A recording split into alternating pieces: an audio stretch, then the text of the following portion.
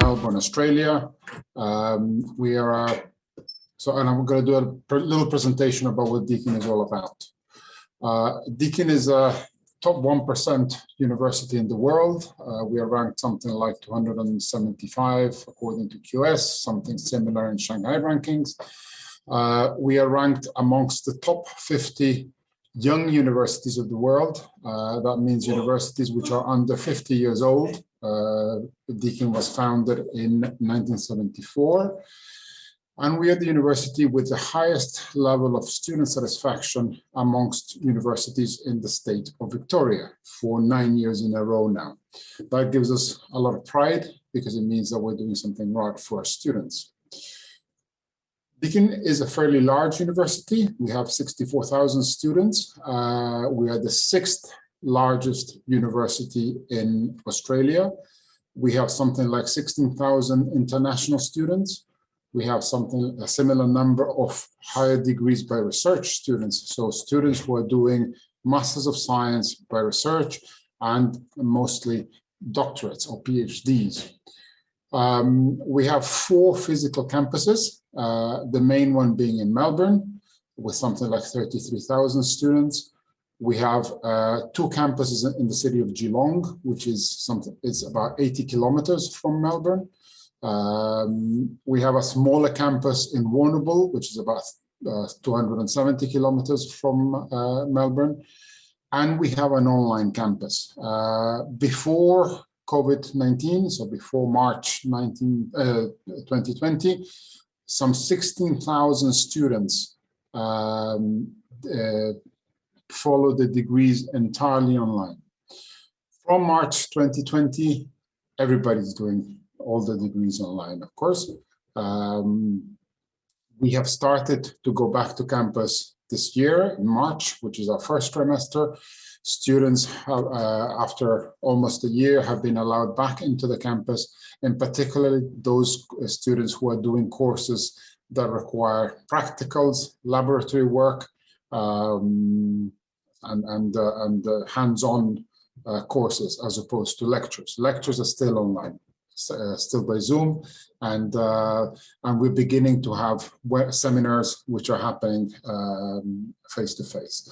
Australia, I don't know if, as you might know, is now currently free of COVID. Melbourne had a very long lockdown in 2020, but it has had no COVID cases for several weeks now, and one of the reasons has been the lockdowns, but life is sort of very quickly returning to normal in Australia. We are, as I said, we are an international university. We have 25% of our students are international. India is the country with the highest number of students, followed by China, Sri Lanka, Vietnam, and other countries in the region. Of course, we have Europeans, and we've got Americans. But the large numbers, of course, are India and China. As I said, we are top 1%, but we also have some areas of study which are particularly highly ranked. Our crown jewels have to do with sport, with nursing, and with education. We are number 3 in the world in sport. We keep on swapping places with a couple of other universities. We were number 1 a couple of years ago. Now we're number 3. So basically it means we're a very good university if you want to study anything related with sport, be it science, be it management. In the world's top 500 by subject ranking, we have also finance, law, metallurgy, engineering, hospitality, and tourism management. In the top 150, we have accounting and finance, we have communications and media, we have computer science, science and engineering, telecommunications. And in the top 250, we've got a whole host of other things, including oceanography, economics, medicine, business management studies, and architecture, and built environment. Excuse me. We have scholarships. We provide scholarships to a lot of students. At the moment, we have Deakin Study Abroad for European students, which is equivalent to 15%. So basically, if you do a series of units with us, You can do them online now, or you can do it face-to-face, hopefully next year, when travel to Australia reopens, but we provide a scholarship of 15% for European students. We now have a COVID bursary, which is a 25% reduction if you want to start your courses before you can travel. That means you want to do, I don't know, Master of Business Administration, or you want to do an undergraduate in communications, you can start doing online courses this year, and you will get a reduction in the fees for those units that you do online of 25%. And then when you arrive in Australia, unless you have another scholarship, you will then have to pay the fees as per normal price list. This is, as I said, our online platform is extremely resilient. It's extremely powerful, and it's well worth thinking about it if you're thinking of studying in Australia. We also have merit scholarships. They're all academic merit scholarships. So the scholarships that are given to students with very high academic results in either the high schools for bachelors, so undergraduates, or if they've done a first degree and they want to go on to do a master's, we have merit scholarships, and they can range from 25% to 100% in some cases. Obviously, the academic merit that we're looking for is extremely high, and these scholarships are competitive. We also, although I didn't put it here, we also have several scholarships for postgraduate studies, for postgraduate research studies. Most students these days go to Australia to do a PhD. They have a master's, particularly if you come from Europe, from Spain and Italy, where you've done already a 5-year cycle of studies. In Italy, laurea breve and magistrale. In Spain, the 5-year course, or the two cycles. You already have 5 years of study. Most students, if they've got a little bit of experience in terms of research, they can go directly into a PhD. What does a little bit mean? It means that you have done a significant amount of your thesis is important.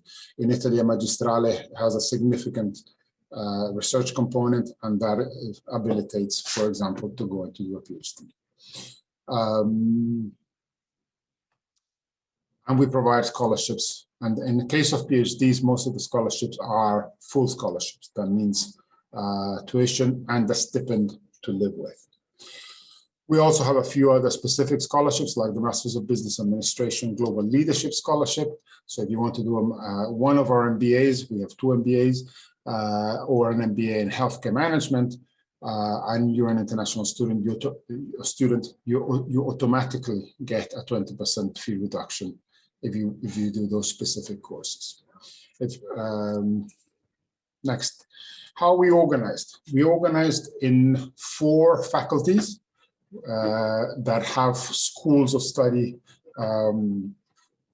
within them. So we have the Faculty of Arts and Education, where we have the School of Communication and Media. This is where we study the film school. We do creative arts, media, communications, digital communications, the film school,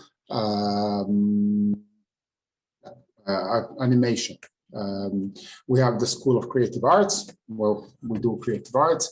We do all the creative arts except music. We have the School of Education, where you can study to become a teacher in Australia, or you can study to become a policymaker or a manager of education in a subsequent career. And then we have the School of Humanities and Social Sciences, which is where you study basically the humanities and the social sciences. The biggest faculty is the Faculty of Science, Engineering and Built Environment, which is basically all the sciences except health. We have the built environment is a fancy word for architecture, but it's we study architecture and construction, engineering, all the classic ones in terms of undergraduates, all the classic ones in terms of postgraduate.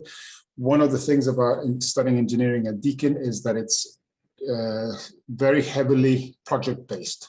So you will spend at least 50% of your degree doing projects and applying the knowledge that you work in projects which are specific, which can be industry specific. So if you want to work in the car industry, you can do your projects on automotive. If you want to work on building roads, you do a Master of Civil Engineering with your projects on road building.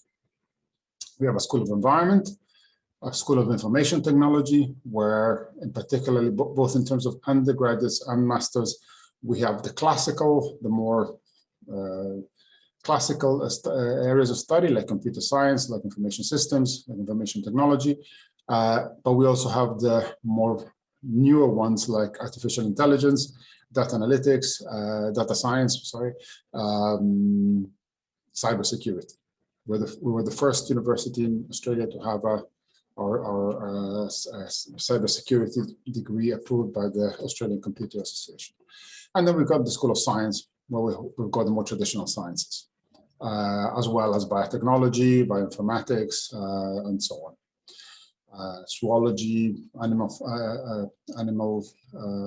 science, and animal biology, and so on. We have the Faculty of Health, where we have the School of Food and Nutrition, the School of Health, the School of Medicine, where you can study to be a doctor, nursing and midwifery, the School of Psychology, and the School of Sports Science. And finally, the Faculty of Business and Law, where we can study business, economics, or legal studies, both undergraduate and masters. We have something like 400 different courses, graduate and postgraduate, or undergraduate and postgraduate, sorry. It's easy to say what we don't have. We don't do veterinary science, we don't do agrarian sciences, we don't do dentistry, and we don't do creative arts, music. Everything else, very much we have. We have an English Language Institute, which belongs to the university. So if you need to improve your English prior to starting your undergraduate or your postgraduate, you can do it with us. It's a very prestigious and highly academically very good English Language Institute. It's based on 2 of the campuses in Melbourne and one of the Geelong campuses, and you have access to all the facilities and the infrastructure of the university. Deakin College, this is not relevant for European students, but if you don't have the qualifications to go into undergraduate, we can help you there as well. But as I said, we accept high school degrees, diplomas from Spain and Italy, so they wouldn't be relevant for you. You can live on campus, you can live with families, or you can live on your own. We have a campus accommodation in all three areas where we have campuses, in Melbourne and Geelong and in Warrnambool, and we can organize, and we can help you organize it, no problem. Particularly for first years, undergraduate students, they tend to live on campus, and then second year and third year, they move out with students. One thing I didn't mention, our undergraduate programs are all 3 years in length, with the exception of engineering, which is 4 years. So all our undergraduate programs are 3 years in length, except for engineering. Our master's programs range from a year and a half to 2 years, coursework masters. And our PhDs, most students do them in 3 years, 3 and a bit years. Okay. We offer a whole host of student services. We offer academic support to students through study groups, as well as obviously the teachers and the lecturers. But we offer a whole network of study groups which are run by students and organized by students to support students who need academic support. We have something like 150 social clubs, societies, sports activities, and so on. Some of our teams compete in local leagues at regional or state level. And obviously we have, you know, health and safety support in our campuses. We have medical institutes, medical centers in the campuses, and the campuses are generally quite safe. We help students get work. In Australia, if you're an international student, you can work part-time, so up to 20 hours per week. And then if you do an undergraduate or a master course of at least 2 years, you can stay and work with a visa, a work visa. So no restrictions attached. Jobs of student jobs are student jobs. So I've seen every range of student jobs, but they're typical student jobs. And then with a post-study work visa, you can work pretty much in your area of expertise. One thing I didn't say about our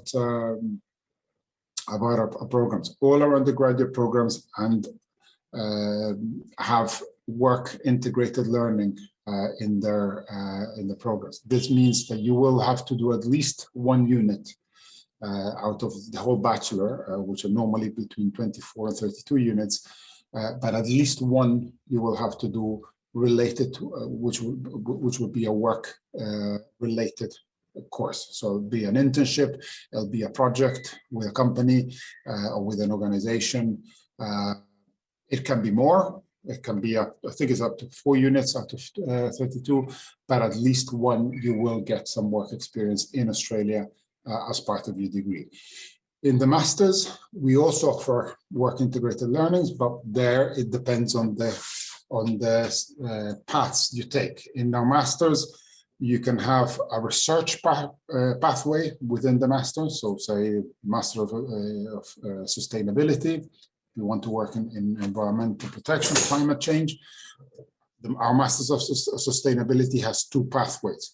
One is a research pathway, so more of an academic oriented. Somebody wants to go on to do a PhD, for example, or an industry pathway. So somebody that wants to become to work as a professional in environmental management will probably go into the professional stream. They will get internships, in relevant internships or relevant projects, and then within the 2 years of study of the masters. The same thing happens with the MBAs. The same thing happens with engineering masters. The same thing happens with architecture and so on. This is just a picture with my contacts. I've also left them on the chat. I'm not sure how much more time we've got. Fortunately, I think not a lot. I just wanted to add one more slide in terms of cost of living. Melbourne is not a cheap city. It's comparable to a lot of European cities. So it is something that you have to think about when you go and study in Australia.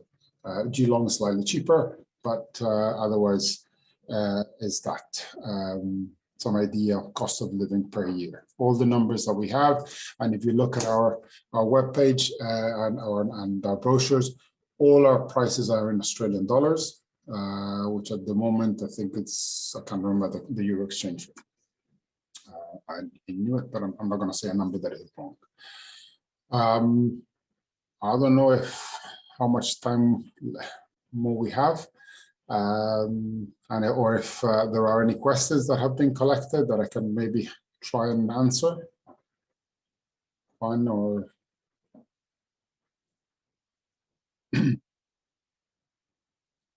if not,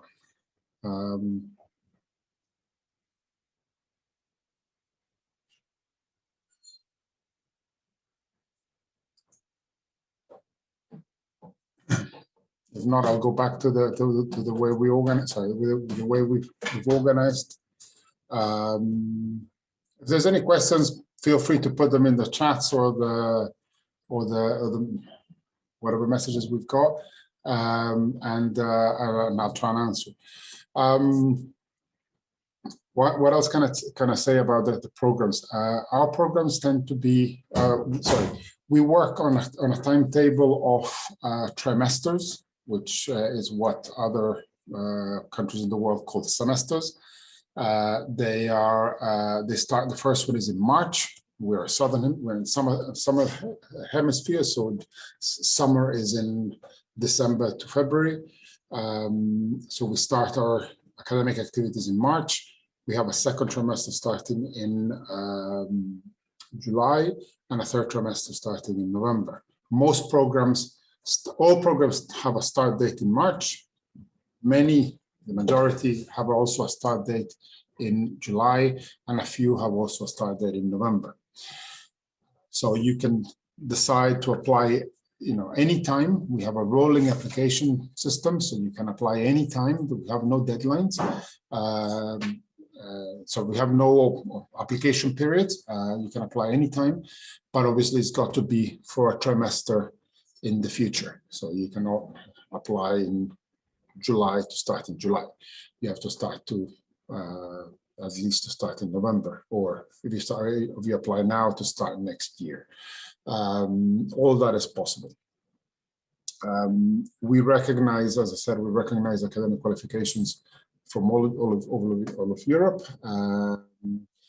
and the other thing, obviously, is we will have to have an English test.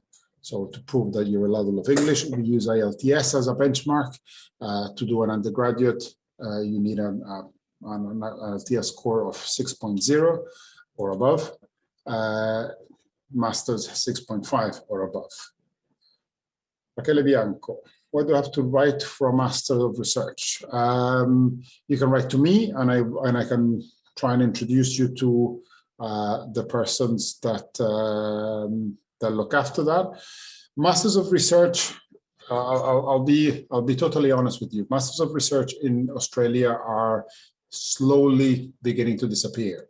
The reason for that is that the supervisors tend to prefer to work with a PhD student. So it's over 3 years, 3.5 years. They have a better relationship, a longer relationship. They get more papers out of it than a master's, which is 2 years. This doesn't mean that it doesn't happen. This morning, I was working with a student who did a Master's of Research and is now going on to extend it into a doctorate, into a PhD. But it's something to think about. If you have the background to do a PhD, think about doing a PhD. It's one more year, and you get a lot more chances of getting a supervisor and of getting a scholarship.